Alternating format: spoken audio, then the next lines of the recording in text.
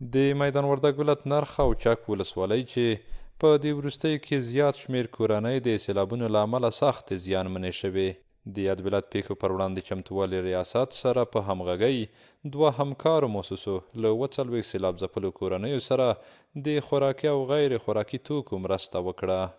دلته خو نن 40 هغه کورنۍ دي چې په دغه تیرو ورځو سیلابونو کې د دوی کورونه په کلي او قسمي ډول ونړېدله، چې له دې نه مخکې 2 ورځې مخکې دوی ته مرستې ورسېدلې او نن هم هرې کورنۍ ته تقریبا د 20,000 افغانۍ په ارزښت باندې خوراکي او غیر خوراکي مواد، د کور وسایل، اړین توکي، خیمې د 2 مؤسساتو د طریق نه د حوادثو سره په هماهنګۍ د WP او هوایي مؤسسې له طریقه ورکول کېږي.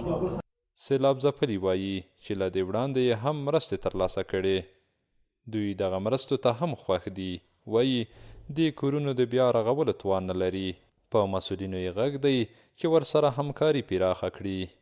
دغه مرسته هم د بله نن زنګ اتولی ورته راغلي دلته راکړه. یوه مرسته یې مالته په نرخ ته په مازداو کې راوړې وه، پرون تحویل راکړله. بیخي کور د بینه تللی دی، هغه موږ په دوی هغه بیرته نشو سمولی. موږ د حکومت نه دا خواهش کوو چې موږ ته یو ځای راکړه چې موږ ځای نه لرو خپله، چې وغواړو چې ځای جوړ کړو، کور جوړ کړو. ورته مهال مسؤلین وایي تر هغه له پیښ ځپلو سره ولاړ دي تر څو یاد کسان په عادي ډول خپل ژوند ته راوګرځي.